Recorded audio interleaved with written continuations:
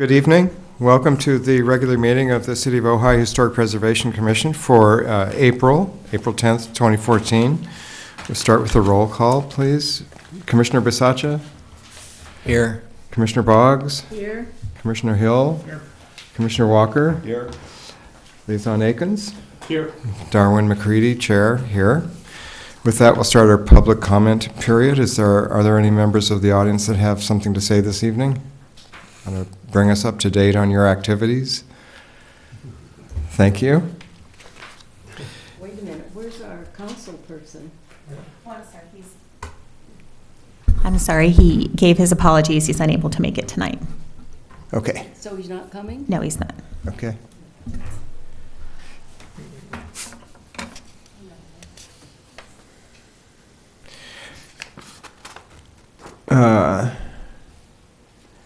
Heather, are we going to The minutes. the minutes?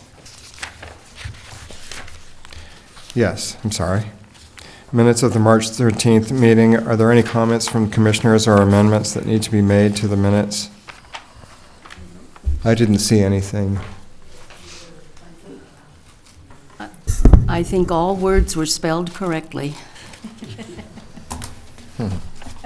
I wondered where we where Mr. Mason referred to the information about the sites of merit and how they were incorrect. Do those changes get made to that document? Yeah, they were, I'm sorry, they were made to the table, the spreadsheet, yeah. Thank you. Any further comments on the minutes? Do we have a motion to approve? Also move.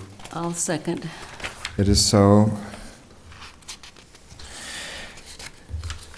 Next are, We have to. oh, I'm sorry. I always forget that part. Commissioner Bisaccia? We're voting. You can do a roll call. Yes. Yes. All those in favor of approving the minutes? Aye. Aye. Aye. All those opposed? The minutes are approved. Thank you. Thank you for keeping me up on Robert's Rules of Order. Our first item, item number 2, is a discussion item for the commissioners. There was some interest in changing the date of our regular meetings from Thursday to Monday. That isn't great for some of the commissioners, so I'll open it for discussion now. I'm the one that brought this up with some encouragement by Commissioner Boggs. For years, our commission meetings were on Monday night. And it seemed to be a less invasive night for meetings than Thursday. Thursday tends to be a tough night. And the reason we changed to Thursday is because that was the only date that Jolene. Chairman Jolene could meet with us. And so if we wanted to change it at that time, we did that as a convenience for her. So I would, my recommendation is that we return it to the traditional Monday night. Unfortunately, Monday night is not good for Commissioner Bisaccia, and I don't want to lose Commissioner Bisaccia. Thursday night is the night that works best for Commissioner Bisaccia. Yeah, Actually, the only night. right. I'm sorry to be, No, a it's stick okay. in the mud, but I work very long days during the week, and when I came on, it was with that proviso that it would be Thursday night. Otherwise, I'd probably be on the planning commission now. Well, good. Well, then we have a short discussion here. I make a motion that we keep it on Thursday night. So, and I do apologize for that. But Sorry, Terry. if the majority wants to change it, No, I don't think I so. would step down without No, rancor. the majority doesn't rule here. What? What? Rose says. Well, my feeling is that those who were on the commission at the time the change was made it was fine with them at that time to go to Thursday, and then the rest of us who have joined with the understanding that it was going to be Thursday. So I think unless it's something we can all agree to, we should stay with. And it frees you up for Monday night football. Yes. That's what I was going to say, but I didn't want to be.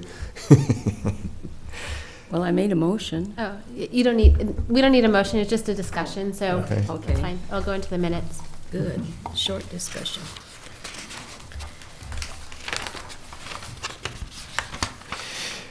Pennant Day, item number 3 on our agenda. Staff, would you like to lead in with this, please? Sure. So at the last HPC meeting, we discussed the pennant policy, and I think there were some questions from some of the commissioners on where that pennant policy had come from, which body had adopted it, and the reason for some of the provisions in that policy. So I did some research, found out that the pennant policy was adopted by the Historic Preservation Commission, and so I've attached that to this report. That was adopted in 2010 by the HPC, and it became effective January 2011. It goes over some of the reasons. I mean, I think some of the questions before was, allowing for sponsorship, and how many pennants can be had, I guess, at one time. So that's all provided in that current pennant policy.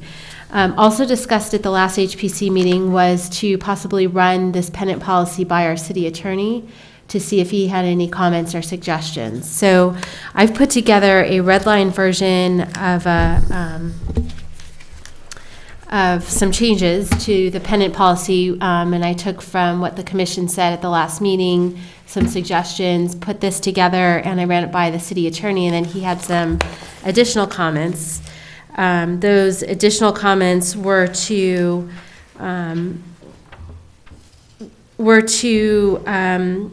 allow for the design to be reviewed by the HPC. So each pennant design would go to the HPC for review, but that the determination of which organization would have a pennant would be determined by the Community Development Department. So we're just, the HPC would just be reviewing the design of that. And that's to, I guess, keep kind of an organization of how many pennants, what dates those pennants are put up. We keep a schedule of, throughout the year. And I think we allow for no more than 12 nonprofit agencies, so we would have to keep account of, how many agencies currently have pennants and what dates. So to keep track of that would be easier by the Community Development Department rather than the HPC. That was the city attorney's suggestion. So if the HPC has either reviewed this red line version or wants to review it now and has some comments or discussions on some of the things that were added or changed, we can do that tonight and then go from there. Thank you, Heather. Open that for I discussion. don't understand. Did you change everything to red and then you crossed out some of the things that are in red, or So is this the old right? thing? So Done the in way, red? yeah, what's underlined is new. What's has a strike through is from the old pennant policy that I'm suggesting to remove, and what is black is what was there. If that makes Well, sense. Because it was, I don't understand the confusing. difference between what's in black and what's crossed out. The sentences that are crossed out, or the information that is crossed out, would be what is currently in the pennant policy that we're suggesting be modified, so deleted, and replaced with the verbiage that is underlined. Okay? so that's why I didn't understand it, because Okay. you didn't leave it Well- in black and then cross it out. Well, I have okay. Well, to make it easier, what if I read each of these for the pennant policy, what's current, like for number 1, what's current, and then go to the red line version and say what I'm suggesting? Would that help to clarify? Yes. Okay. I have one question Sure. before you start on this, because it might affect how we look at this thing. what relationship is there between pennants and the organizations that get to have those pennants in the arcade and the big street sign that goes across, the big banner? Well, there's a storyteller one up there right now. That's right. Is there any relationship between those? That's a temporary banner, and it's not included as part of the pennant policy. Okay, so that, because that leads me to the idea of, you said in here, first come, first serve. And, all right, if an agency doesn't get in the round of, what did you say, 12 or 12? They then could fall back on the banner across the road? Is that the idea? You know, I don't know the provisions for those banners. I know that it's not part of the pennant policy, but I don't know how we've approved those, and whether there's a limit to, how many and how long it can be up there. I can certainly look into that, or we can add, some more language to the pennant policy. I was just wondering, that's not our jurisdiction anyhow, that banner that goes across. Right. But I was wondering if it had an impact on the decision to see who the 12 would be. I don't think Does so. it? Yeah. So that's kind of a wild card then. It's a whole different Yeah, thing. okay. I think that's just good for 1 week, and then people apply and they get first right of refusal as the new year comes up, and if they choose not to use it, then people are on a waiting list. I've tried to get the banner on a couple Have of you? different occasions. So. Okay. But I did notice that when you look at the list of people who have banners going up, or, the banners that, or the pennants, that all of them except the Pixie Tangerine Month are events in the park. Yeah. And it was always my impression that those were not to be advertising or promotional, but that they were more decorations for those events in the park to give it a more festive air downtown, which seems fine to me that these organizations, if they're having a big event, weekend event in the park, that they would have those pennants up as part of that activity. So I would like personally to see them limited to those groups that are having an event in the park and they want to have the little extra decoration up to give it a more festive air, but not just open it up to groups, nonprofit or otherwise, to promote their activities. Well, and I think, what I tried to do for items 1 and 2 on the current pennant policy, number 1 and number 2, should really be together. They should go hand in hand, and I tried to clean that up. So if you look at number 1, currently it says pennants for city-sponsored events shall be allowed. And then number 2 says pennants shall be displayed by nonprofit groups. Pennants for for-profit groups and businesses are not allowed to be displayed. The event shall occur within the city of Ojai and shall, in the opinion of the HPC, contribute to tourism and community identity. And it doesn't necessarily say that the pennants have to be connected to an event. So what I tried to do with this red line version was to say, number 1, pennants shall be allowed for city-sponsored events organized by nonprofit or not-for-profit agencies, and any other organizations sponsoring an event deemed appropriate by the Historic Preservation Commission for events occurring within the city of Ojai. Because before, it didn't link the pennants to an event. I know that's what was maybe discussed at one time, and it was just assumed that the pennants were related to a specific event, but it doesn't say that in a pennant policy. So if someone were to come in, like the Pixie Tangerines, you couldn't say, well, it says here that it has to be connected to an event, because it doesn't really say that. Maybe it implies, but I wanted it to be cleaned up so there was no confusion. It has to be related to an event. It has to be an event sponsored by nonprofit or not-for-profit or city-sponsored.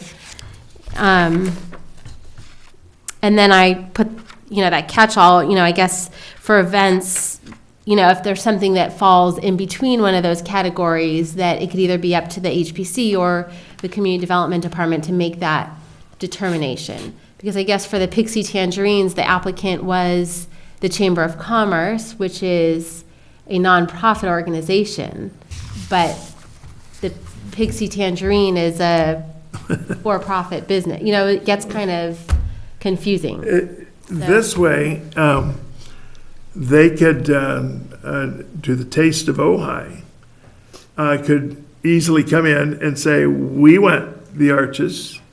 There's a whole variety of activities that go on in the city that are commercially sponsored that could say, okay, I'm signing up for the arches. If the Pixie Tangerine thing gets up there, the rest will do the same.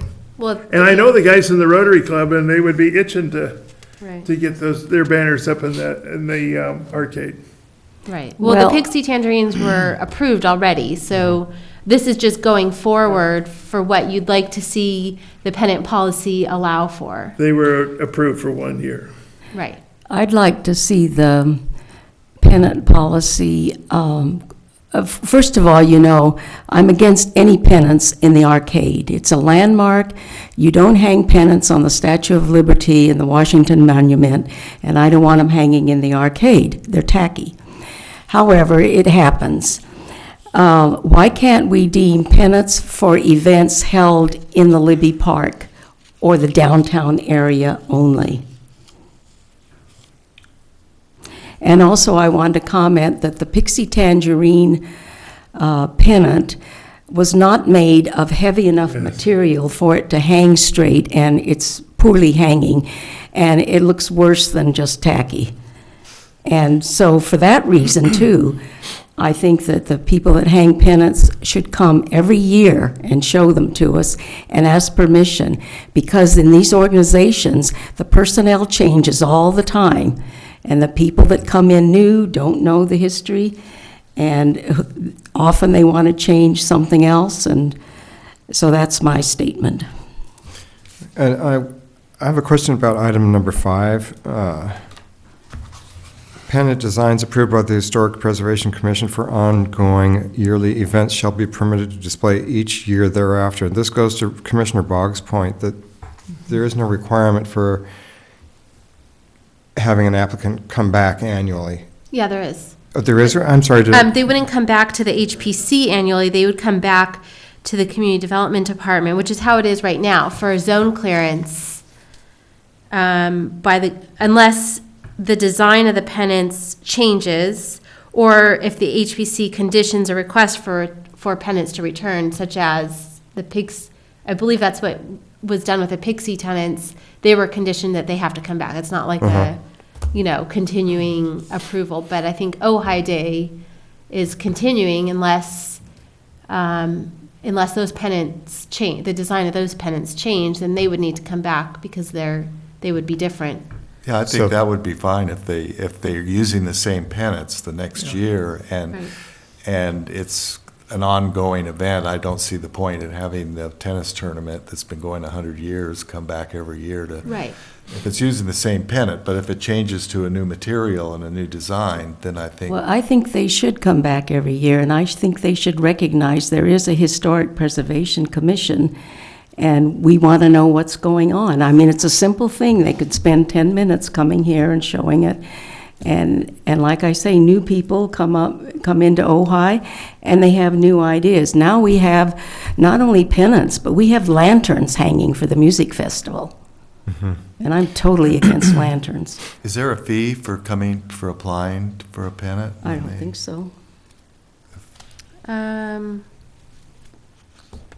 don't know that offhand. Well, I have to say, in the beginning of this discussion, which we have been having ongoing for a little while, I had a more laissez-faire attitude about it, but the comments of Commissioner Boggs and other commissioners have kind of swayed me in the other direction, that maybe we do need to have a tighter rein on this. And that, year-round pennants in the arcade is it's our crown jewel, historic landmark. It is. Is that what we want? And we need to be at least asking that question. So I think Commissioner Boggs makes some good points. Well, not only does the personnel change in these festivals, but it's also changes in our office here at Community Development, or whatever we're called, Yeah. that we also change. And so they don't always know the history. Right, so, I would like to say that you cited the Ojai Day. One of the big rubs over the history of the pennants in the arcade was when the Ojai Day organizers unilaterally, without any permission from the commission, changed their banners. And there was a big fight over they wanted to put commercial signs facing the street. And they got away with that for 1 year, but it really came to a head the following year, and they had to put the advertisement on the back of the banner. And now I notice in here, you won't allow that at all. No commercial, no, that was always there. That was approved by the HPC. yeah, So I didn't change that. okay. We didn't want Joe's Bike Shop and so on being advertised. Right, and I think that was when the HPC approved this in 2010, that's when you changed the sponsorship, to prohibit the sponsorship. Right. And, But that was quite a discussion, and that would have, had we put a portion of the policy that they would have to come in if there were any changes made, that would appease Commissioner Boggs. And as she said, that they make these changes, and some of the organizations are really good, like the tennis festival and the music festival and so on. But it's when we suddenly find something that's up that we didn't approve, that's when the problem comes. The last one on this page, it says, pennants may be displayed in every other arch. Well, as much as I don't want any pennants, I would rather have a pennant in every arch, because I think that looks silly to have them in every other arch. okay. I would agree with Well, that. Yeah. This is, that's not the last one. If you turn it over, there's 3 more. But this is, provided as a suggestion, and for the HPC to discuss each of these, change some of the language. But I think that the pennant policy does need to be revised. It was Okay. adopted in 2010 by, the HPC, and I think some of the commissioners have changed, but I think Commissioner Boggs and Commissioner Hill were part of that adoption. But now there's new commissioners, and maybe there are some more suggestions to what the pennant policy should say. So if you want to, Should we- go through these, and we can, Do make changes. one point at a time, just. Okay. And would we make a motion to accept item 1 and item 2 and so on as we go, or what? No, I would just, it could be all together. I would say we just go through each of these. If there's changes, we'll Okay. record them, and then you can make a motion to, I believe I'd have to come back with the resolution, because this was just exactly, this was just to start the discussions, and I'll put it together as a draft policy and bring it back for adoption, because we'd have to, Put those in advertise it writing. as a public hearing, yeah. So, so let's go through each Okay. one. So, Thank you. so number 1, I'm on the red line version. Number 1 shall say pennants, and this was a combination of 1 and 2 from what's currently allowed. Pennants shall be allowed for city-sponsored events, events organized by nonprofit or not-for-profit agencies, and any other organizations sponsoring an event deemed appropriate by the Historic Preservation Commission for events occurring within the city of Ojai. Now, I heard someone suggest for events occurring within the city of Ojai. In downtown Ojai, in Libby Park. Okay, so if that's something that, if you want to Is discuss. that okay? I would favor that limitation. Yeah. I would too. I have a question about that. You have, it's a definition of terms. Pennant shall be allowed for city-sponsored events. Well, we have a list of the events that have been, organizations and, that have been approved. What are that's a kind of a nebulous term when you say city-sponsored events. Just what are the events? I think what that says is that there would be city-sponsored events and events organized by nonprofit or not-for-profit agencies that are events within Libby Park, within the park, Yeah, right? well, Ojai Day is a city-sponsored event. Okay, But it doesn't have to just be city-sponsored, right? It could be like the tennis tournament is a. Well, right, and that's why it says pennants shall be allowed for city-sponsored events, events organized by nonprofit or not-for-profit, and any other organization sponsoring an event that's deemed appropriate by the Historic Preservation Commission. Oh, I'm sorry, I'm going to take this away from you. I was just going to add, if I can, that in listening as kind of a bystander over here listening, it seems to me like last time we talked about this and this time, the issue you had was over the word event. And I think you should start with that first, because almost everything else on that list has a 1 day or 2 day event. It happens, you can pre-note, you're up to 13 days advance or 14 days advance of the event, you can advertise you're having an event. I think the issue was with the Pixies, it's not an event. Right. It's an ongoing Right. theme. So I think we need to start off by, if Heather thinks so, by starting off with you kind of identifying and defining what you think an event is, what you really want advertised up there. Because I think what we get all the time with people inquiring is, how do we get the word out and let people know we're having an event? That's kind of how people come to wanting to either do the banner or do pennants. So the idea is, we notice that increases attendance to these events. It lets everybody know that they're going on. So I think we need to define, is it a 1 day event, 2 day event, or does something like Pixie Month classify or qualify as an event? Because, that's how you're going to get more and more people, as you were talking about, wanting to come in and advertise, because it's a month-long thing instead of a 1 day event. Mm-hmm. And so I think that's kind of where we need to start too. And I kind of like the idea that you were saying originally, beginning of this conversation, which was you get first right of refusal. I mean, it seems like these things that have been historic in this city of Ojai should get preference because they're historic and they've been going on forever and ever. So they shouldn't have to compete with a newbie that comes in, it doesn't seem to me. It seems like those thematic events that you have in here is what it defines Ojai. So I think we should start off maybe thinking with what you were saying, giving them the first right of refusal for those weeks and those dates that they hold their events and have always held their events. And then move on from there, maybe discuss defining events and then what events would be allowed. That's just my thoughts. in Thank you. speaking to what you just said, if you look at the list of 7, some of those are newbies. The Art in the Park is a newbie. The Village of Tales is a newbie. The Film Festival has a little bit more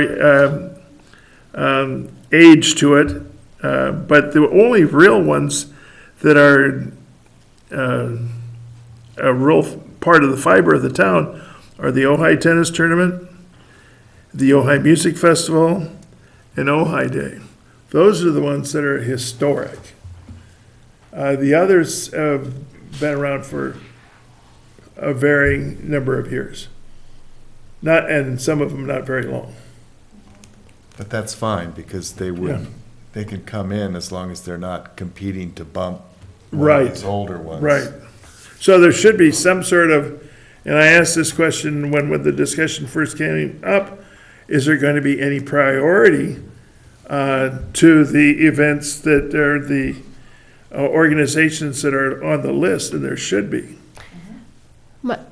So my thought on that was, since we'll allow, what do we say, up to 12 organizations? I don't know where I put that. Up to 12 organizations to hang pennants. So this list right now goes to 7. So essentially, there would be 5 more allowed to apply for pennants. Once the list is filled, then it's just, there's no more room to apply for hanging pennants in the arcade unless one of these organizations drops off or is no longer approved to hang pennants. Well, we could get them to hang for 1 week instead of 2. Okay. Yeah, I mean, it would be up to the commission if you want to allow for more spaces for I'm sorry, I did it again. Smack me. Would it be, is everybody, would everybody agree to keep number 1 except just change events occurring within the city of Ojai to events occurring within Libby Park? Because we don't have month-long events in Libby Park. We just have usually a week, like the festivals might be 4 or 5 days, but usually they're a couple of days. I know, I was just going to ask, the tennis tournament isn't in downtown or Libby Park, is it? Sure It's it in is. Libby Park, Oh, yeah. it's in Libby Park. Back is the then, finals are headquarters. there. It's been Okay. here 114 years. Okay. And it's centered on Libby Park. I mean, it's not, it has games around. The Okay, headquarters. okay. I just But want to the- make sure that the organizations that, are on this list or we want to maintain Yeah, I on think this if you list said don't get. events in Libby Park, all of those would be That's on, right. Okay. except for the Pixies. Okay, so to add for events occurring within the downtown or Libby Park of the city of Ojai. Does the film festival show films in Libby Park? The film festival does. Yeah, they do. Yeah, Shows they films have, in they have Libby film in Libby Bowl. They have films in the bowl. But I And other wouldn't be places. opposed to adding within the downtown or Libby Park, Yeah, using those 2 words, Yeah. Okay, so, the downtown. would okay, be good. so, the downtown. City Park and downtown. Libby Park. okay. One of the things I told the girl from the Chamber of Commerce, when she came before us, I said, the thing to do to really sell this would to be have a tangerine event, have a Yes. tangerine festival. And you could headquarters that in the park and it would be fine. And so with that, I just want to bring up again, Pixie Month is a month, and that is the month of April, correct?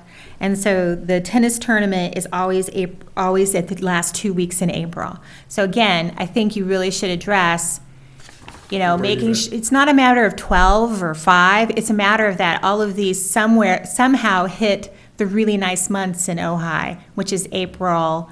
We're not getting people coming in December, or maybe there are, but I'm going to say that, I'm thinking not. So I think you just want to make sure that the Pixie Tangerine doesn't come in. I mean, they were very aware and took down the banners that they had to be down for the Ojai tennis tournament. But I think, again, you want to make sure that you're keeping your historic things and giving them preference, because Tangerine Month is a whole month, and they could be competing for the same 2 weeks the tennis tournament needed. Yeah, I think it should be the first right of refusal to people who have been doing it. The tennis tournament starts on Wednesday, goes Thursday, Friday, Saturday, Sunday, which is the last full weekend in April. So it's actually only 5 days. But do they advertise it ahead of time then? Is that what they're doing? Yeah, but Okay. pennants are not for advertising. They're more like decorations for the event. Oh, okay, all right. So- Then that's something we need to address too Right. then. Well, and I think Commissioner Boggs did address that with saying that they should be limited to, or not limited, but if they're only needed for a week, then it's only for a week. Or if it's only, for a day or 2, then that's when the pennants are up, not for a 2-week period Yeah. around whatever event it is. The So- banners give the dates of things, and they're more for advertising. The pennants are more a decoration. But I personally don't have a problem with them putting them up a little in advance of the event. I mean, right. it would seem silly to have to get out all those machinery and put them up on Friday and take them down on, I think to give them a week or 2 Yeah. just the way you've stated it, that they can have a period of time ahead of time of the event. I don't see a problem with that. So I have a question for you, being a newbie here, and how these pennants go up. I noticed with the Pixie Tangerine that there's one that's not hanging properly, that's kind of just hanging kilter, and it's been that way for a couple of days. Is it because it takes machinery for them to go and fix that? I don't know. I think they use a cherry picker, you know. Is that what they do? Okay. So it's kind of an ordeal for somebody to get back up there and fix that then? I'm not sure who puts them up. I know with the banner, the city puts them up. You pay a fee and the city goes down and puts the banner up. You don't go put it up yourself. I don't know if that's the case with the pennants or not. They probably it's the same way. They probably don't want people just going down there and I don't- climbing around. Okay. Liability thing. Yeah, I think the city The city probably must charges do a it, fee and yeah. then puts them up. Okay, I guess we need to look into that, because I was wondering why it didn't get fixed, and now hearing you talk about machinery, I can see maybe it is an ordeal to go in there, but yeah, I just noticed it was hanging kind of helter-skelter up there. Okay. Okay. You want to move on? Should we keep going down, or? Yes. Okay. So number 2, applicants must submit an initial application package to the Community Development Department at a minimum of 14 days prior to the HPC's review of the design portion, with the understanding that subsequent yearly applications may be required.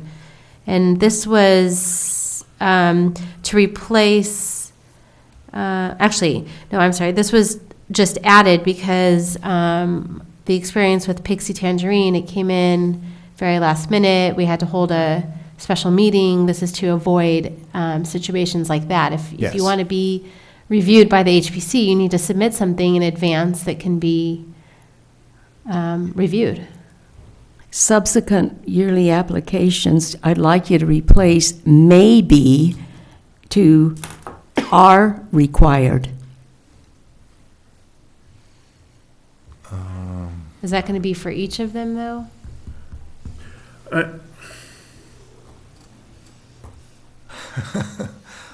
I kind of prefer having it be maybe, because I can see that for some of these events, it just seems, I don't know. like- Well, maybe the historic ones, if they've been here for 50 years, then they don't have to.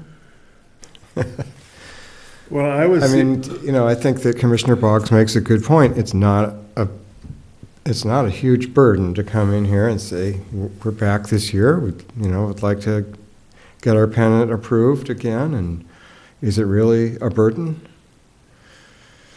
We could have, just as an annual review, you could have one sheet and it would have them all on it. And we just go down and check off the list, and this one's approved. And it shouldn't be too big of a burden doing that. How does it work historically with the banners, as far as the condition of the banners? Who checks to make sure? Is that city staff? Or do we leave it up to the applicant to self-certify that their banners are in a good state of repair? That's a good point. I just want to make sure that, while we're saying people who historically been here, I assume somebody's looking at them and saying, they're not frayed, they're in a good state, they are as what they were supposed to be. So maybe rather than coming back before the HPC, if you want them, I just feel like somebody needs to look at the banners and make sure they're okay before we authorize them to go back up, unless you have never had Okay. problems with that before. The banners are separate from the pennants, and I Oh, I'm think sorry. our I called them discussion banners. is the You're right, I called it banners, I meant pennants. Oh, you mean the pennants? Yes. You're Well, right. That's yes. a good Well, I point. can tell you, I always look at them Oh, you do, okay. After they're up or before they're up? after they're up. Yeah, I think we really need to look at them before and make sure they're stated, unless it's never been an issue before. It's never been an issue, and I think maybe staff looks at them too. One of the things that should happen for when we're approving a new banner or a new pennant. I started it, I'm sorry, my apologies. When we're approving a new pennant, they should have a mock-up and not what they did with the tangerine thing, where it showed us pictures and showed us cloth, because had I known what the ultimate thing would be on Ojai Avenue with that real thin silky stuff that flops all over in the breeze, and whatever they didn't hem the margins or do something in the margins so that they would lie flat, because all the margins are all curled. I've noticed too, that's why I brought it up. Yeah. That's the only Yeah. reason I brought it up, because it wasn't as, I'm I good, don't think any of thanks. us realized they were gonna look that way. Yeah, and so we should see a mock-up of what the new banner is going to be before we approve it. And how it hangs. And feel the material. But as far as annual review, Where are we on that? yeah, We have to come to some consensus on that.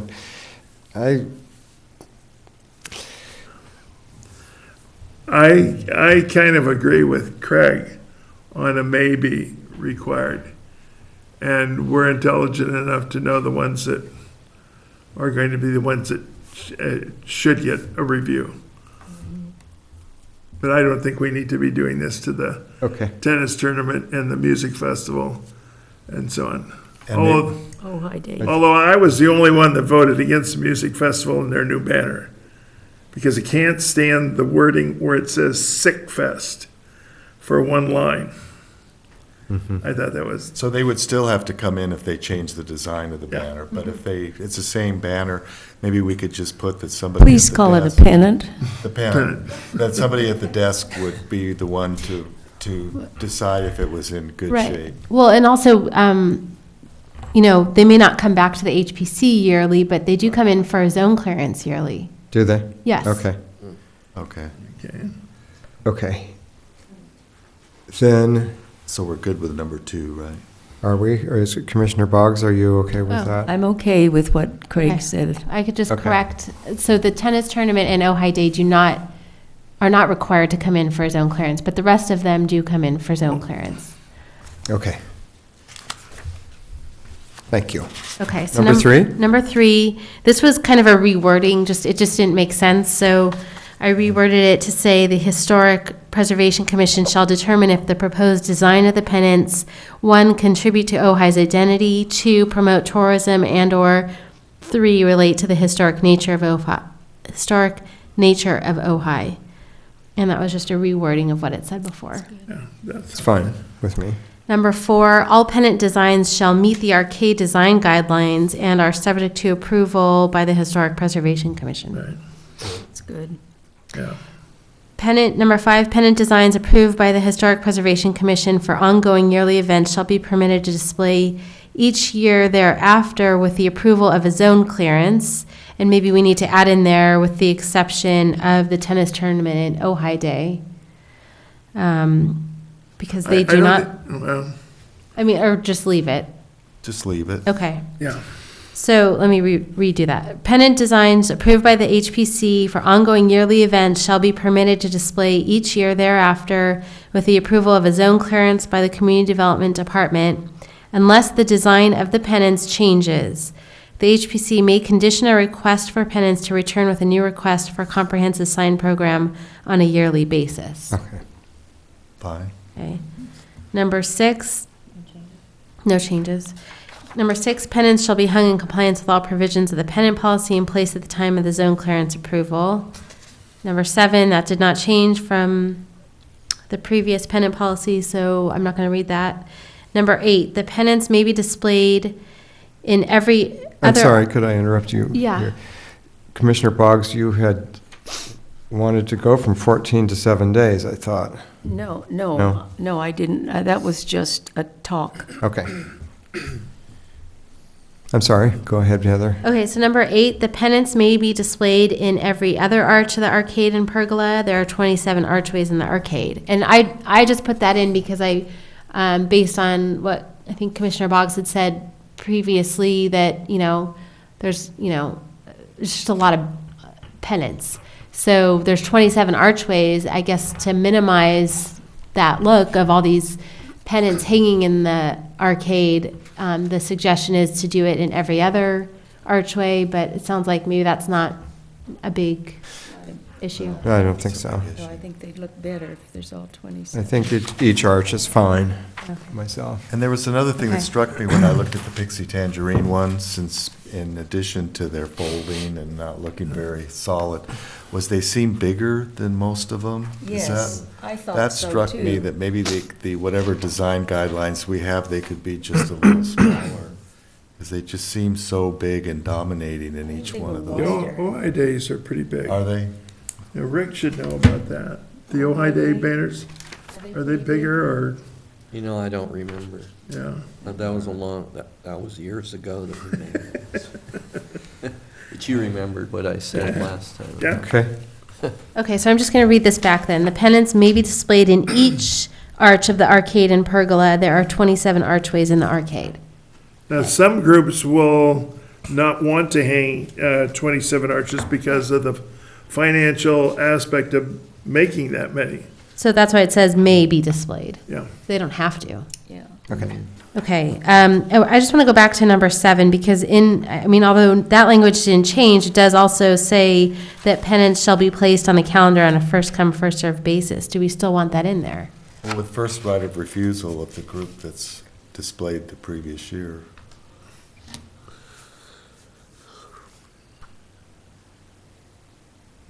Because otherwise, if somebody gets in on the tennis tournament weekend with a new, I think there should be. Right, or, my suggestion was that, these on this list are here. If someone new comes in and wants that same date, then it's already taken.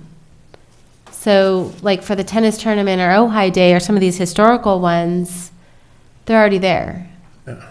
But do we need to add that into the policy where it says they're on a first-come, first-served basis? Do we need to put that, to make note of that those already on the calendar? Well, it says the dates of pennant displays shall not conflict with any other approved pennant display dates That's right. or with any sponsored event. So pennants shall be placed on the calendar. So Well, aside whatever from you that, if 2 new people come in, it's whoever was first. Yeah. Right. So I think it's I covered. think it's covered. Do you think the desk people will be okay with that language to help them to make sure that these? I mean, I can answer for myself, but but I don't know, maybe I won't be here in 5 years to, You will be. okay. Okay, so number 9, pennants may deviate from the requirements and recommendations of the arcade design guidelines. However, the size, color, design, and material of the pennant shall be subject to approval by the HPC. So I took out text. Right. Although it sounded like. So we're maybe- not going to allow text on them at all anymore? No, I think she was trying to say. That you can't tell them what text to put on there. Oh, I mean, Oh. what font or size no, of the like font? verbiage. But you just said you didn't like some. Right. Well, that's because they got jazzy and split the word music into MU, and that put Sick Fest all on one line. Was that on purpose? That's how it was on purpose, because it was kind of A a sick. hip Oh. thing that they tried to do with them. Hip I designer. don't think they should have any text on them. I think they should, Well, the music festival would, don't they just put their symbol on it? No. No, it's below the text. So, do you want to be able to review their text or no? No. Okay, so. The si- we'll keep the- it as is. the size, though, is going to be an issue, and I'm presuming that you're talking here about the size of the overall banner. Yeah, But some of them, like on these present tangerine things, it was hard to read the last line. I didn't know what that was, and so if you're having a trouble sitting in a car and looking across the street and you can't read it, why put it on the banner? It should be readable. Is it possible just to leave text in there and not take it out so we can just look at each one and make sure it reads okay? And It's fine with me. okay, so leave that in there. Okay, number 10, in an effort to maintain a simplified pennant design, the text of the pennant shall state only the name and date of the event. Sponsorship names are prohibited with the exception of the city of Ojai as a sponsor. So I guess that kind of answers what we were just talking about. So Yeah, it should and just be and the this, name and and the date. it says, shall state only the name and date of the event. Right. And that's where the Dixie Tangerine, by putting these, the line that's in question, I don't know what it exactly states, but it's a superlative for the event. Like, I don't know, you don't want to miss this one, or just some little commentary that is on it. It's something about perfection or whatever. So we would just be eliminating that, allowing only the name and the date of the event. Yeah. Okay.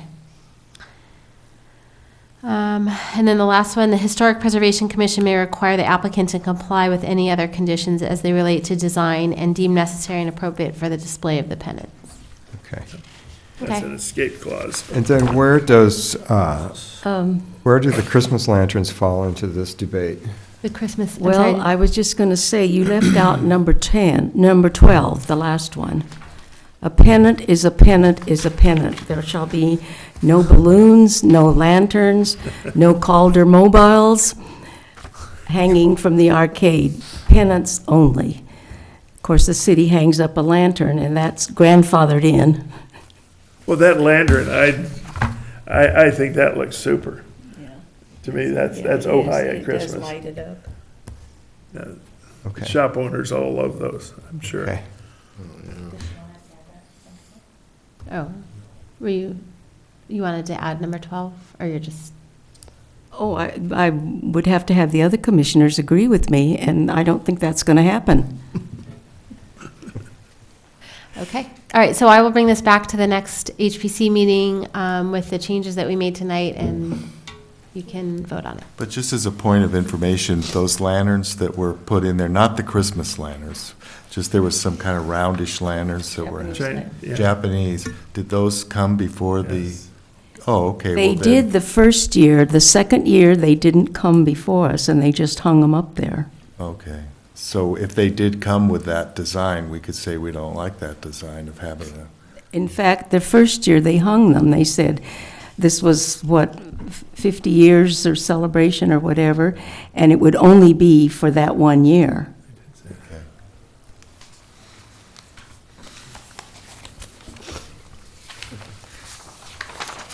Thank you, Ms. Waldstein. Item number 4.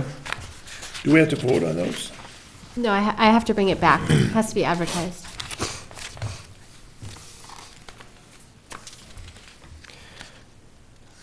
We decided to disband the subcommittees on the basis of the information that we received from the city attorney, and that all our committees will now be ad hoc committees. And that's our understanding, and that's the reason for the change. Are there any comments from any of the commissioners? That doesn't mean you're cut free from your duties.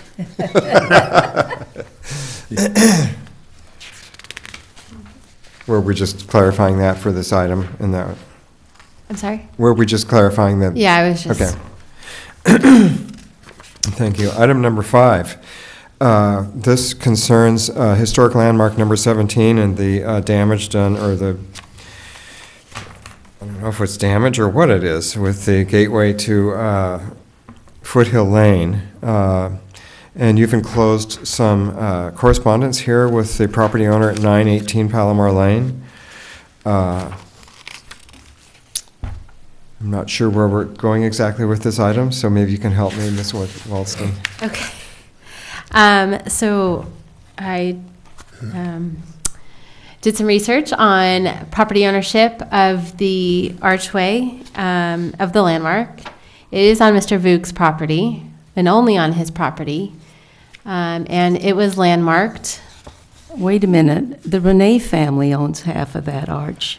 Well, according to the assessor, county assessor, it is only on a parcel of Oh, property that is okay. owned by Mr. Voogd. Whether they have some separate agreement or ownership, I'm Well, unaware of. On the north side is the Renee property. So I think I've included the parcel map, Yes. although I don't have a copy of it. Oh, wait, maybe I do. Yeah, and so 918 Palomar, which is Mr. Voog's property, is parcel 020-0-010-010. And that is where the gateway to Encina Vista, historic landmark number 17, is located. And this is the recording instrument that I've noted on here. And Mr. Renee is not a part of that. So they may have some separate agreement. But aside from that, I mean, this is the information I have in terms of ownership. This is what the county assessors provided us, and that was my reason for contacting this property owner. In addition to the fact that he submitted an email to the city letting us know that the landmark had been damaged. So that it was also kind of in response to that. So I called him and sent him a letter, and he responded. So it's on his property because of that tail there, I guess. It's not on 1001 Foothill. That's interesting. No, it's not on 1001 Foothill. He has a flag lot, and that I see. is his. That's part of his parcel. It's part of his parcel. Yeah. It's called, what is it called? Palomar Lane. Lane, but it's private. It's not a public street. He may have granted access to 914 Palomar. I'm guessing that's Renee's property. So the others have an easement to travel over his property, right? It's not, there's no easement noted on here.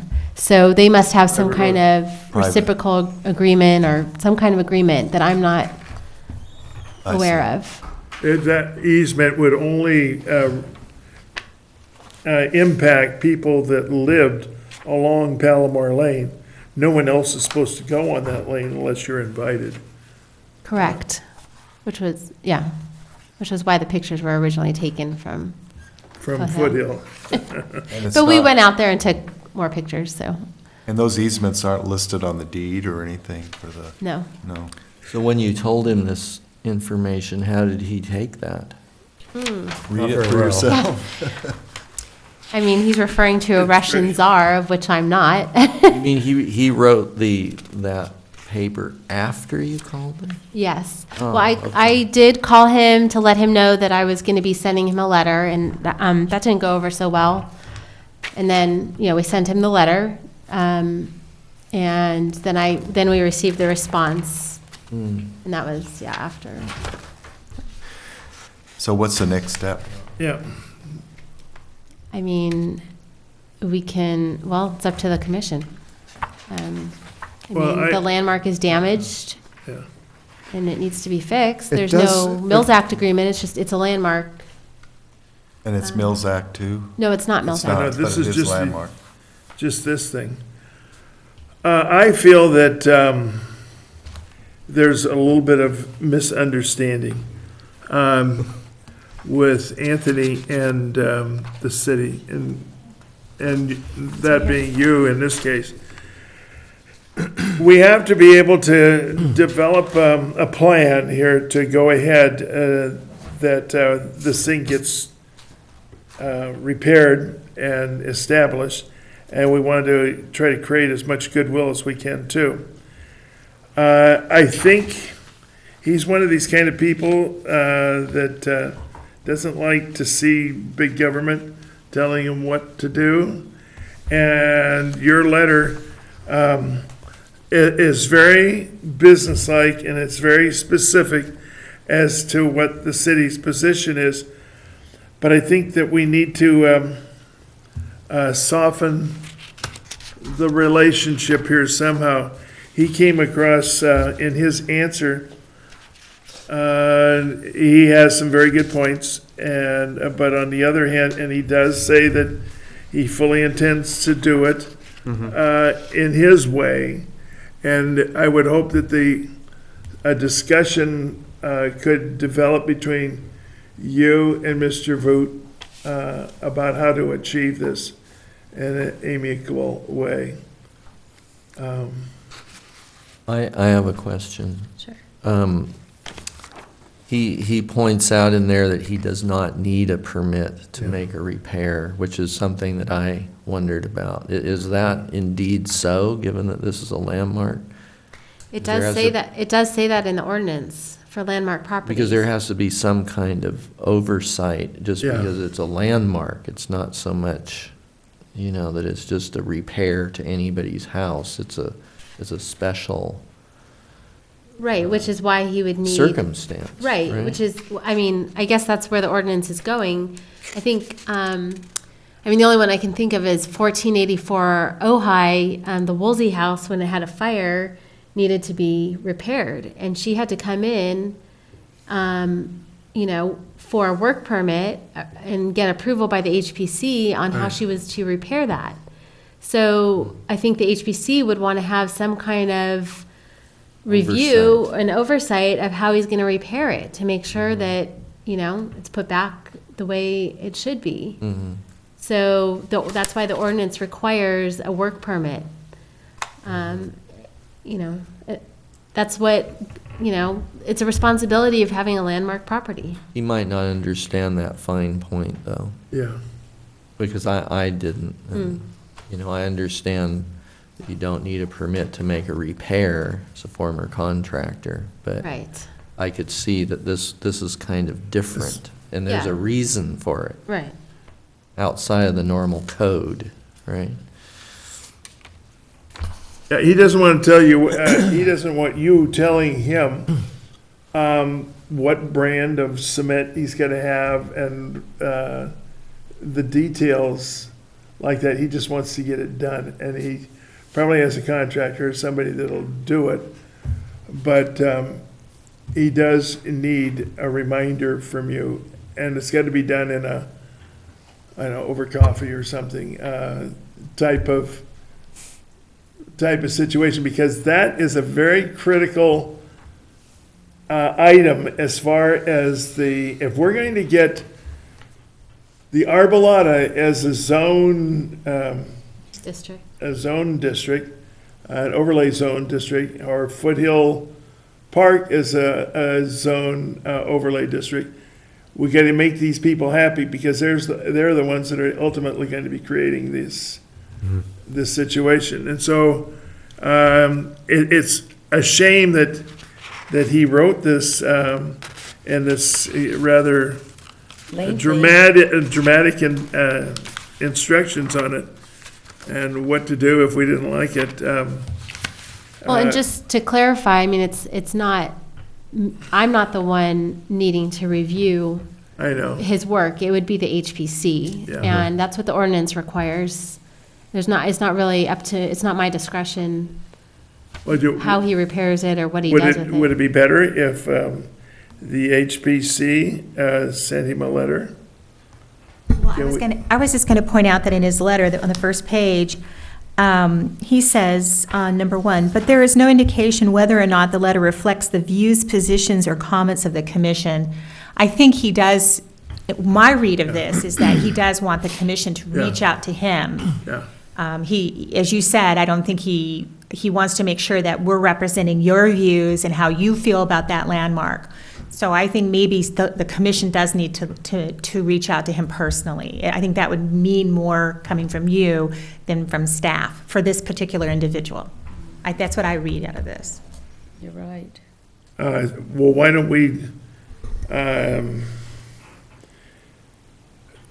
put together something that we can feed data points to Darwin, who would, as the chairman of the commission, would either visit him or send a letter representing our concerns. How much value we put in this structure, how important it is to the integrity of the area, something of that type. Yeah, and how we appreciate his concerns. And that he's willing to take care of the fixing it. I'm sure he's going to pursue Pacific Sales and have them pay for it.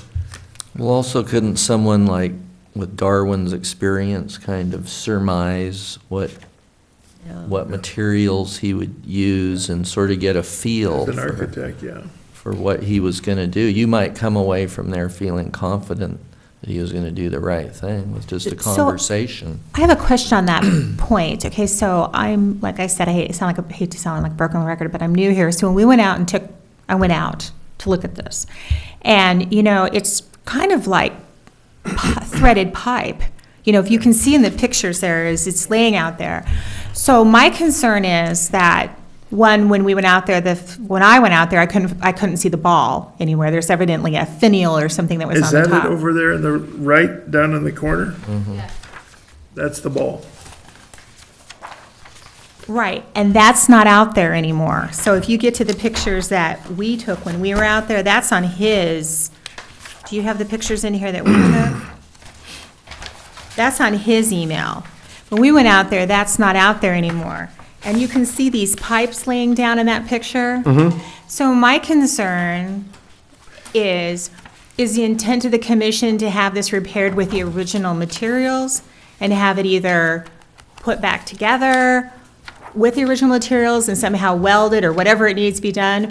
But since those things are laying out there, this came out in March 13th. We went out first part of April, and those things are still, I mean, I understand it's private property and no one should be out there taking those.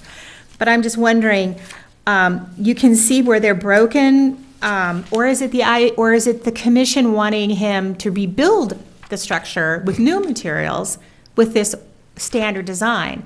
And I think that's kind of what you guys need to talk about with him, because, it may not be able to be repaired. Or with these pipes, you might be looking at someone, and that's just where I'm going with it. Okay, so you're looking at this, you can see where they're all broken off, you can see some laying down. You can see that it looks like some of these places where it was broken off, there might have been rust. You can see how it's a different color. I mean, I think someone needs to do an evaluation. Is it really repairable, and how much of it do you want to repair, and at what point does it need to be new materials? I think that's kind of what you need to talk with him about as a commission, and I don't think that's staff. I agree with Heather. That's the reason it needs to come back before the commission, is because at what point isn't to repair, and is it just a redesign? Well, I think we need to follow the Secretary of the Interior standards, which says your first priority is to rebuild what's there, to not reconstruct it, but to repair, and then if you can't, then to reconstruct it. So I think it would be a good conversation, maybe with you and Heather, to talk to them and evaluate it and say, what can we do to follow those standards and to repair what we can and rebuild what needs to be rebuilt, so that we follow the standards, because I think that's the most important thing. I'd like to see Darwin actually meet with him at the gate and talk about it, whether we should send a letter asking for Darwin to come, or a committee go with Darwin, and so that they're looking at it and talking about it, and you're the perfect choice. Well, I'm happy to do that. Now, Darwin, weren't you working on a project not far from this also? Yes. You could bring in your expertise in that regard as No, being an I'm happy to- architect on a neighboring. I'm happy to reach out to him with you. Of should we precede that with a letter, I guess? I think it'd be Can- good for the just- two of you to meet. Can you write the letter, Okay. or Pat Clark Dorner's let's good just- at writing? Let's just agree that Heather and I will have a conversation next week, and we'll push this forward in as nice a way as possible. Yeah. Sounds good. And remember, Buy him be a cup of soft. Maybe we'll bring him some vodka. Vodka. Maybe. He's Dutch. That's, Oh. yeah, that's, Oh, that would be funny. Yeah, I learned a new word. UK's.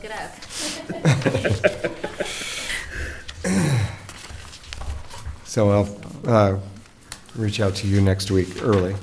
Thanks, Heather. The only other comment on this that I had is, you notice it says requested by Commissioner Boggs, as does number 6 and 7. And traditionally, or policy has kind of been that before the agenda's made out, the chairman of the committee meets with the staff and prepares the agenda. So we'll do that. Yeah, that would be. Thanks. Because that's the first time I've ever had my name that I requested something. I just noticed that, and I don't know, that might have just been carried over from a previous, Yeah, you might have seen it someplace else, but anyway. right. Okay, so. Thank you, Ms. Waldstein. Item number 6 is the stone wall in the same location, actually. Yes. And I guess, is there any update that you could give us? Yes, well, so I emailed a memo on this. Yeah. And I printed off some hard copies, and I apologize, they're not signed. I printed off, I guess, the wrong, if you don't mind passing those down.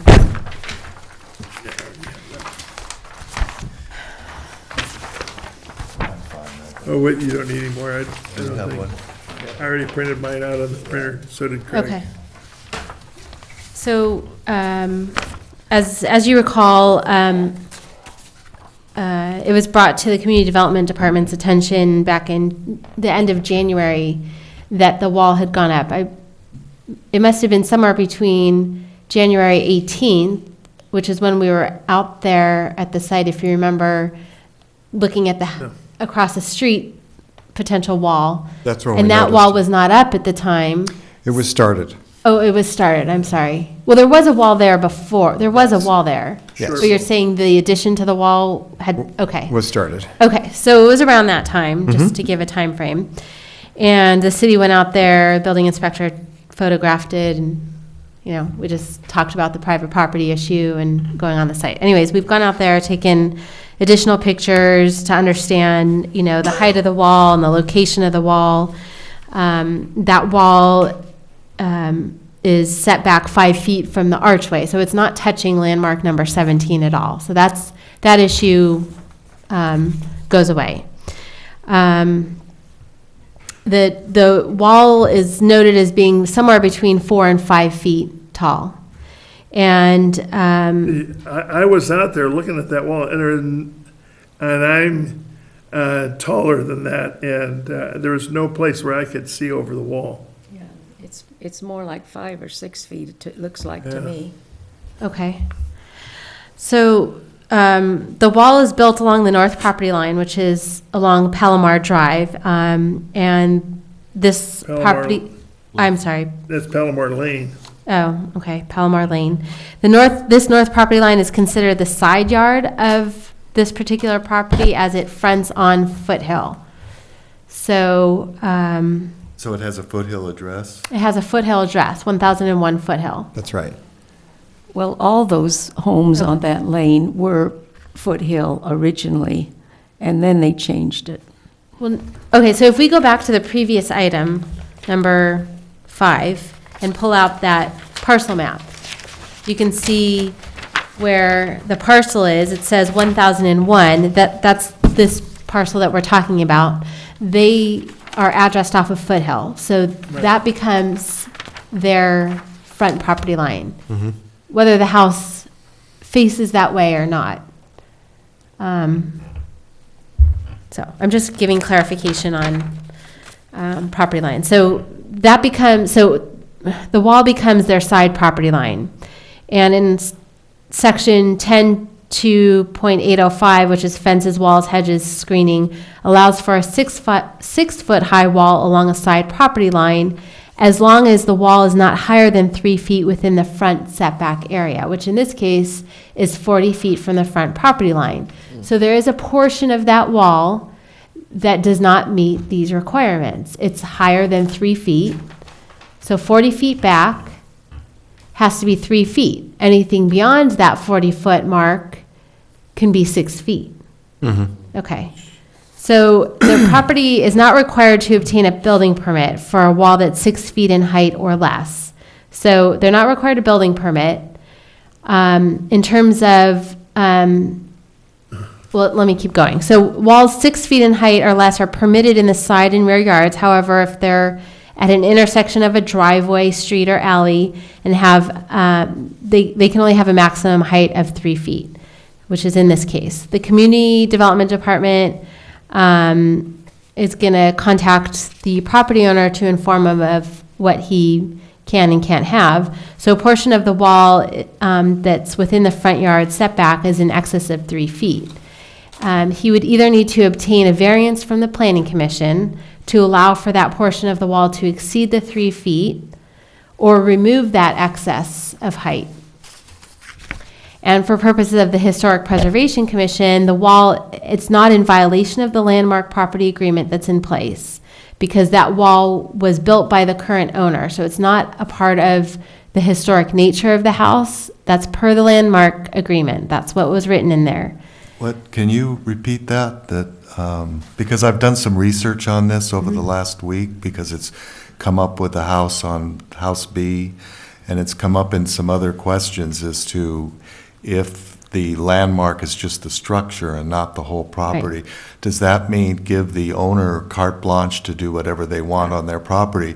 And I contacted some friends of mine who are architectural historians working out of Los Angeles and read through it, and what that means is that if the structure only is part of the landmark, it just means that they don't have to preserve the landscaping, but it still doesn't mean that they don't have to have appropriate landscaping and appropriate out structures for the historic structure. So in this case, even though they wouldn't have to preserve the fences as such, they still can't make changes without coming to this commission and finding out whether that is an appropriate change, considering the historic value of the house itself. That's correct. Because it's a landmark, they are required to come to the Historic Preservation Commission for a work permit for any changes, repairs, anything that they're going to construct on a landmark property.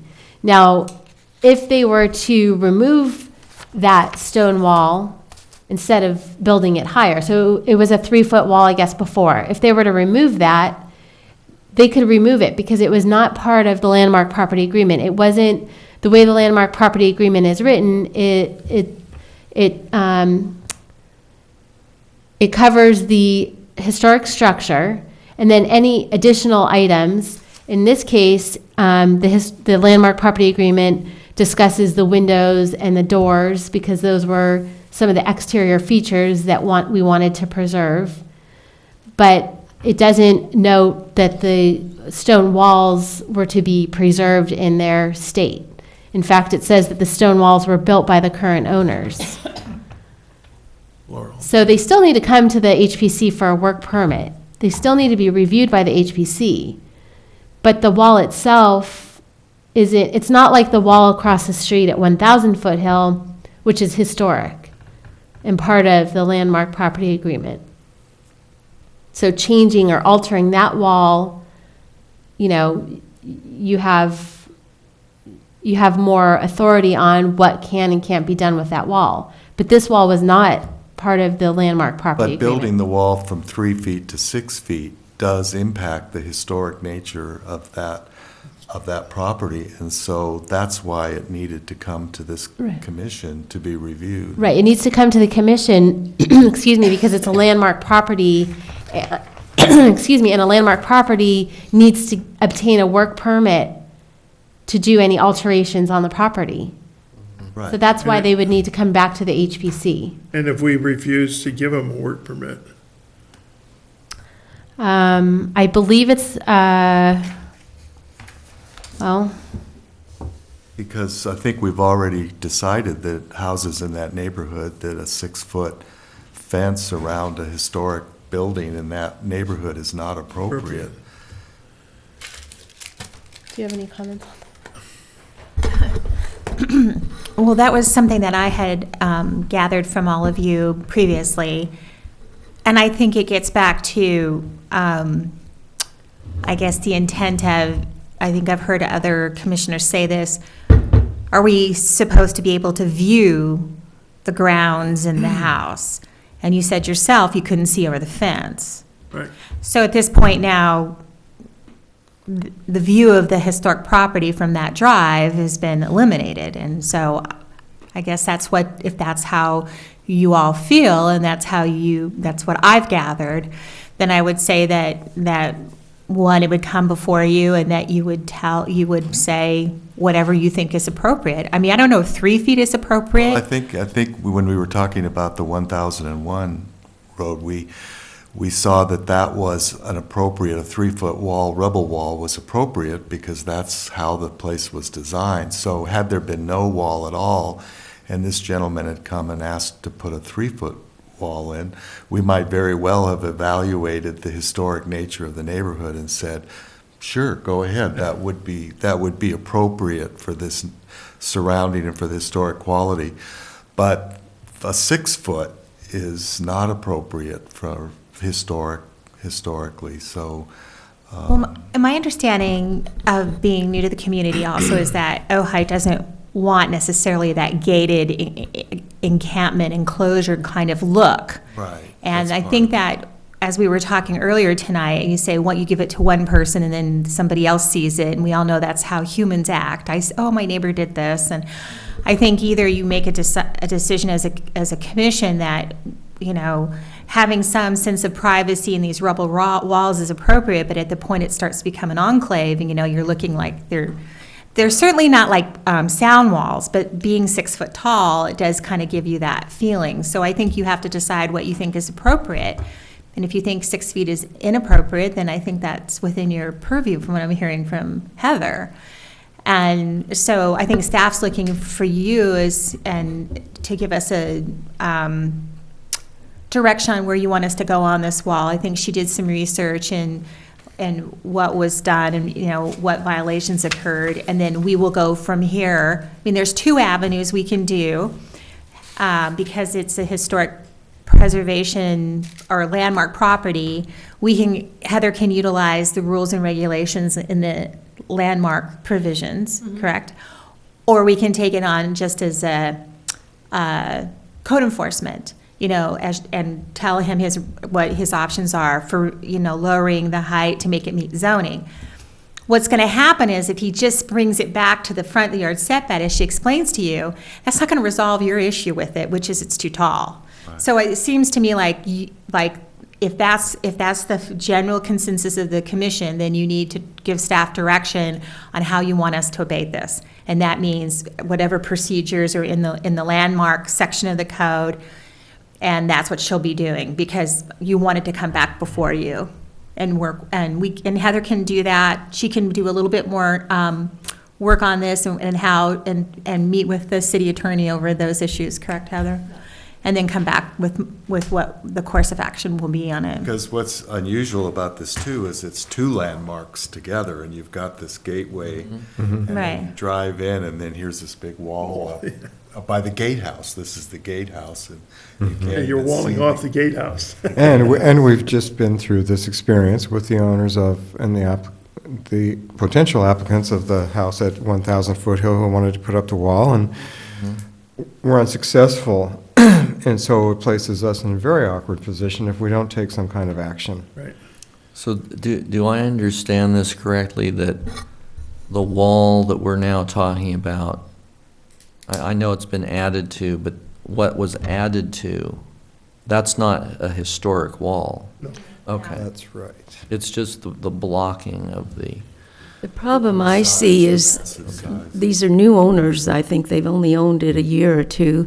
We get people up from Los Angeles, and they may, even if they're doing things legally, we're stewards of the earth. They're here to preserve and take care of things. It doesn't belong to them. This is a historic house that should be shared with the community, and we should be able to drive by and see it. Well, I would just say that I think it's important that if you have an aesthetic for Ojai, which is different than, I've worked lots of places where the small town has a different aesthetic or character it wants to preserve than the people who come from the big town.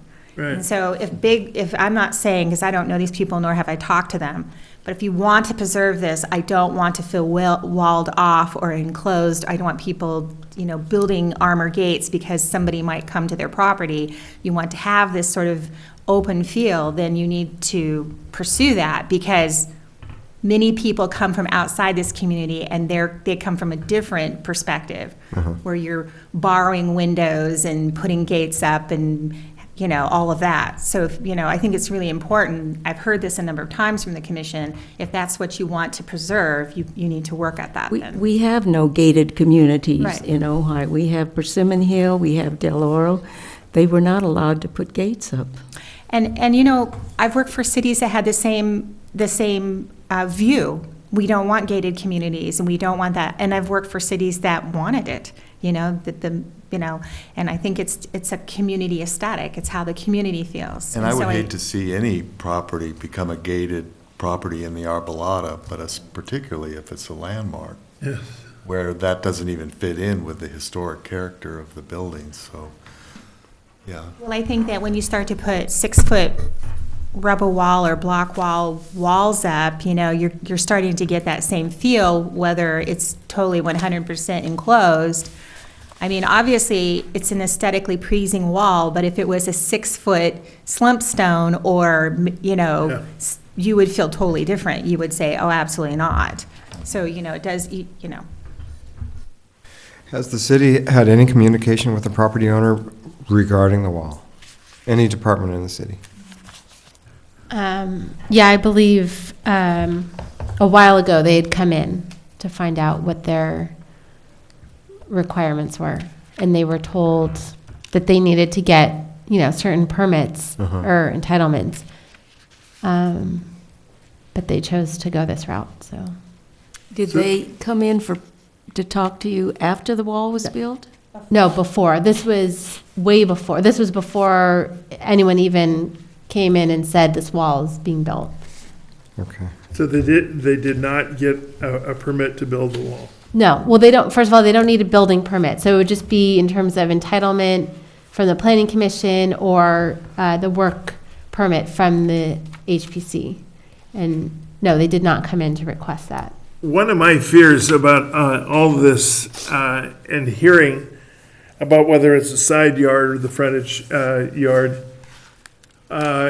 it's kind of terrifying, because we're going to be now, every time a landmark comes up, we're going to be looking at the perimeter of the property.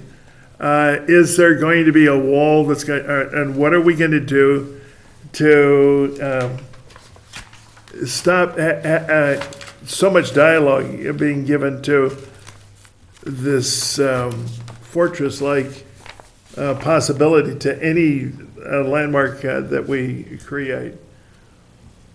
And I don't want to see that. That's just another fight, and I hate to see that if we had it as a ordinance that would prohibit. Craig was telling me about a community that he's from, or you have a friend from, and was it Tennessee or North Carolina? Oh, yeah. It was in Kentucky. And they had an ordinance that you couldn't put up a wall that was in a given area like the Arbolata that was over 3 feet tall. Because everybody, and that was the original design of Libby when he created the Arbolata. The only walls they had there were these little curbs, the rock curbs throughout the whole district. And they had the setbacks. It was the Yeah. same as the community in Louisville. It's called Indian Hills, and they wanted to have the effect of a forest where you would look through the trees and their houses would be in there. And there was no walls allowed anywhere through there. And it was a beautiful park-like area, which I think is what Mr. Libby imagined for that area.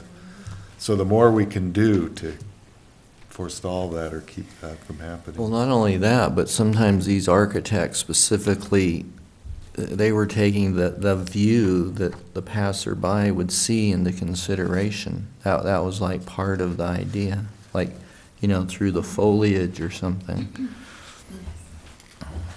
So, I guess staff is just looking for direction on this particular case I mean, obviously to contact them and let them know that, They're gonna have to appear before us, and right, I They don't have to know, get a work permit, yeah. yeah, or else take the wall down. right. But Right. Right. Okay.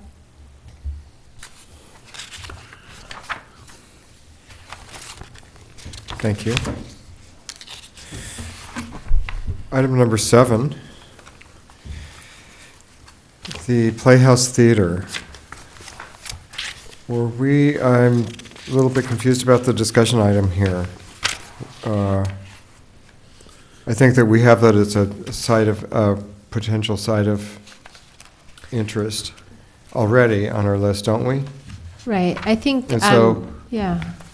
The confusion came up because at the last HPC meeting, it was brought up by Commissioner Boggs in placing this on the agenda to be landmarked.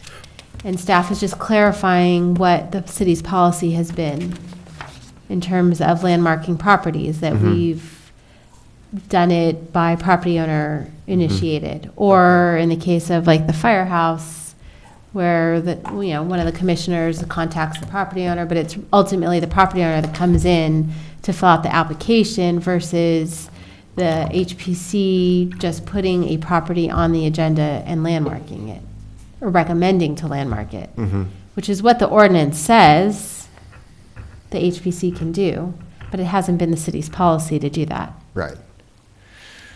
Nor is it ours. So, we'll continue with this being on our list of Yeah, I potential just sites of interest. Wanted a little discussion item there. They're celebrating their 100th year anniversary, and I thought, well, that's a good time to make it a landmark. And when I talked to Khalid Alawar, he said, yeah, he would be interested, but he's wondering what happened when it got sold.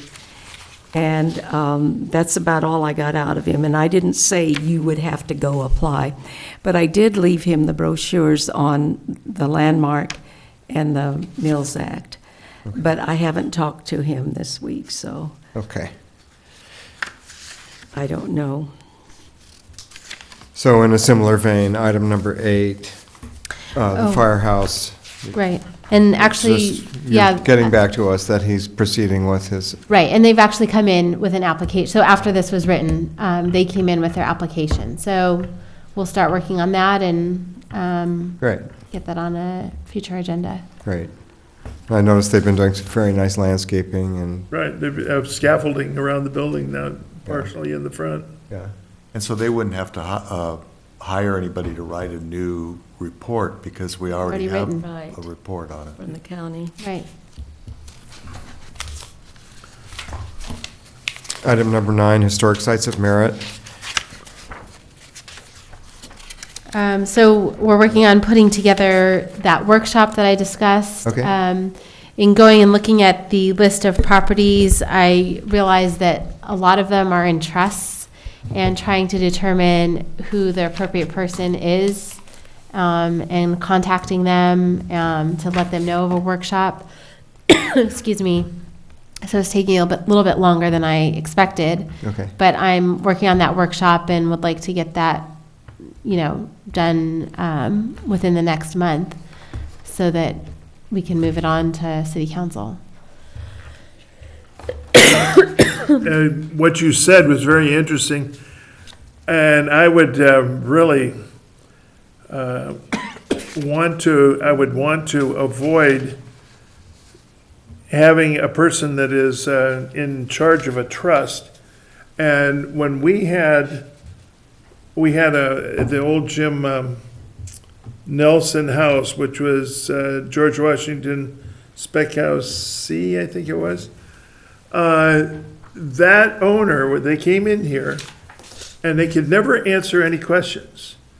And we didn't know why. They just couldn't answer these questions. Are you going to do this? Well, we'd have to consider that. And it went that way the entire time. Finally, we gave it a landmark status. We gave it Mills Act relief. never getting any full statements from them. And when it came time for them to be granted the plat to put up on their house, they didn't even know if they could hang that. And it never got hung. And because as it turned out, we were dealing with a trust. And the owners didn't have the answers, the trust did. And so it's very difficult dealing with phantoms. And when you're trying to get answers from people, and that's the problem with dealing with trust. Okay. I mean, I guess we can make that determination after I, do a little more research on those particular Yeah. sites of merit properties, whether they are going to be on that list or not. Well, you need to get somebody that's going to be answerable for Right. the decisions that are to be made. That's the main thing. Thank you. Planning report? None? Okay.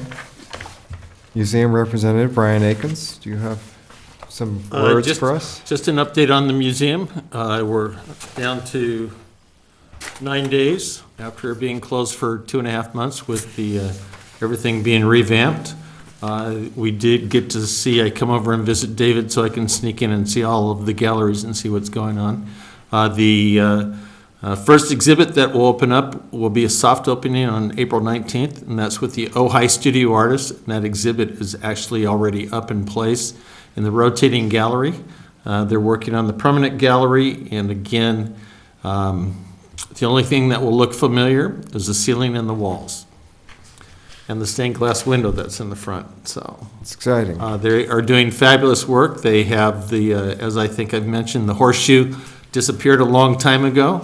New flooring, new carpet, and so it's going to be amazing what you're going to see with nine more days, and then again there'll be I think the Ojai Studio Artist opening is on the 26th, and that will be quite an event. So a lot of work going on there. Exhibits that are coming up, you mentioned the Ojai Playhouse. That will be after the Ojai Studio Artist. Craig and his fabulous team will be putting on the Ethel Percy Andrus exhibit, and then the closing exhibit for the end of the year is the Ojai Playhouse to recognize their 100 years. Thank you. Commissioner Basacha, wanted to say a few words about. I would, thank you. I'm still working on our Facebook page. I heard that Commissioner Boggs is now signed up for Facebook. Kind of kicking and screaming, but she did it. But I'd mentioned it in earlier meetings that I'd been talking to Perry Van Houten, who's a writer for the Ojai Valley News, about doing a piece on the commission and what we do as part of our outreach to the community. And so he and I have been bouncing some ideas back and forth. And so he came tonight, he's sitting over here next to Mr. Mason, to just sort of get a feel for what we do. And so I was wondering if you could maybe come up and tell us what you're trying to put together, because we're trying to give birth to this thing in fits and starts, and there may be some comments and assistance that we could give to him in what he's trying to do. The microphone? Please. Please state your name and address. Yes, Perry Van Houten. I live here in Ojai on Gregory Street, and I met Rick through the Land Conservancy. I work in broadcasting full-time with KVTA Radio in Ventura, and in my spare time, I write a hiking column for the newspaper, the Ojai Valley News, and that's how I met Rick from Land Conservancy. And to be here with Mr. Mason, who's a big hero of mine, it's awesome. So I had Rick actually approached me with the idea of doing a story on the Historic Preservation Commission for the Ojai Valley Visitors Guide, which I also contribute to. I have a story in this. It's a quarterly publication that the newspaper does. And he had the idea of doing a story on the commission. When I sent that pitch into the newspaper, they thought that would be better for the newspaper as opposed to a publication that's read mostly by visitors.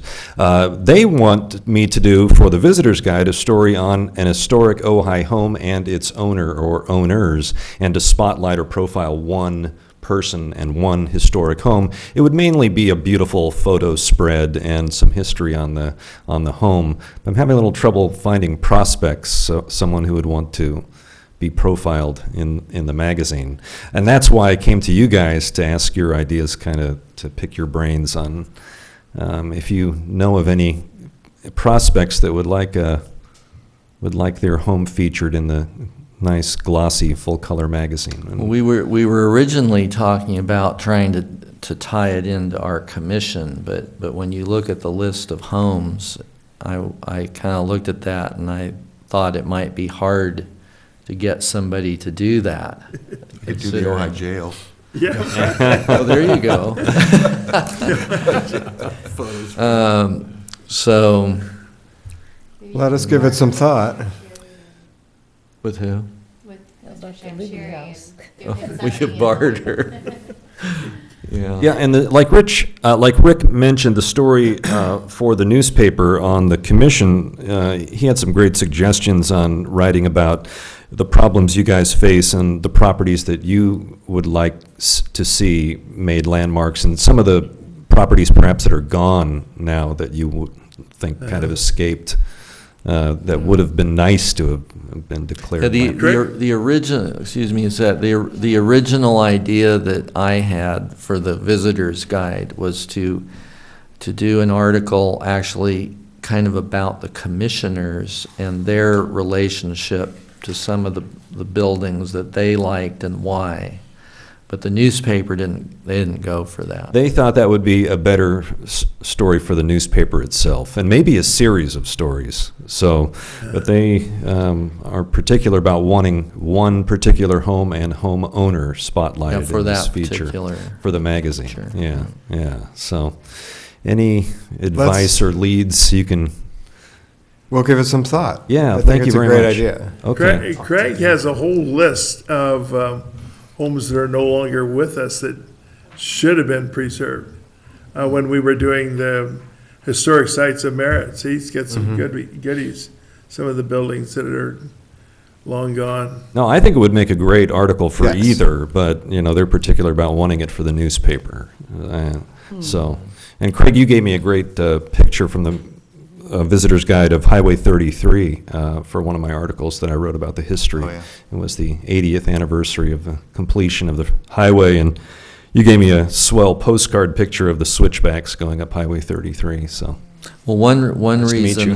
that I'm having him up here and we're asking these questions is one of you might have some insight into somebody who's really enthusiastic about their home being a landmark, who would want to share it in this format. When I think of some of the homes, I think people don't really, they want to protect their privacy, and sometimes there's some rancorous feelings out there, and so they don't really want to be represented. But some of you might, because of your history here, you might know of the perfect person. It could be a site of merit, or maybe not. It wouldn't even fall under, our purview. So anyway. Well, yeah. Any help, if something pops into your brain that you think would make a good prospect for this feature, I'd sure appreciate it. It's just kind of funny that it's hard to find somebody that wants a story written on their home. So We'll give it some thought. I think it's a great plan. okay. The Well, only- Thanks. the I'll only follow. thing- Oh, go ahead. I'm sorry. I can think of one thing, not a home though, this is away from that. The trumpet vine that is growing over the drugstore across from our post office, it's blooming, it's at its height. And I've tried to find out how long it's been there, and I'm estimating about 80 years. And at the corner of the building is the trunk. And no one ever cares for it. No one waters it, no one it has ever trimmed it. It just grows. And it's up the side of the building on Signal Street, up over the top, and there's a huge arch over the pharmacy, and it goes over that. Yeah. And I notice it's still moving that way. I was looking at that the other day from the road and It's just such a noticing how beautiful- bushy it And is. on Saturday mornings, docents from the museum take tourists around Ojai, and they always ask about that, and we don't have a lot of history on it other than studying the pictures and the different years and the size it is. I figured out it's at least 80 years It's called old. trumpet vine? Huh. I Interesting. thought it was maybe because you remembered it when you were younger. I or something. remembered it when I was little, yeah. Well, that's another good prospect. I'm never running out of ideas when it comes to writing things about Ojai. There's always something. So, well, I'll follow up with an email to Rick, and maybe at the next meeting he can. Can't think of any homes. Or maybe I can glean something from Yes. these folks here. Yeah. Yeah, why don't you do that, and we'll think of a list of ideas Okay. and feed them to you. And Yeah. Okay. Terrific. Yeah, he only needs one, Yeah, essentially. it's So. a Right, list of yeah. possibilities. Yeah. Well, Yeah. that's just the start. Well, I sure appreciate you listening to me and your time tonight, Well, folks. thank you. So, Thank you. thank Yeah, you. thanks for And- coming. And the other thing, I am going to start working on the story about the commission. So I hope to be, maybe interviewing several of you for that, taking some photos too. So Thank you for Great. joining us. Okay. Thank you. thanks, everybody. If there are no other commissioner comments? Yeah, I just wanted to ask David in the audience to clear up the ball that was in that archway that went into the arbolata. That wasn't originally, and David knows the story of what belongs in that, don't you? I hope. I think the ball was put up there about 6, 7 years ago. You can buy them at any nursery thing, but it originally just had the lantern that hung down from the center, hung down about 3 foot. But they removed it because the trucks kept hitting it. I see. But the ball is not anything that I would call historical. And I have an idea, Mr. Vogt picked it up and took it over to his house to keep it from running away. I see. Thanks, David. With that, once again, I'd like to thank David Mason for joining us. It's always a pleasure, and we enjoy your support. We're very fortunate, and with that, we're adjourned.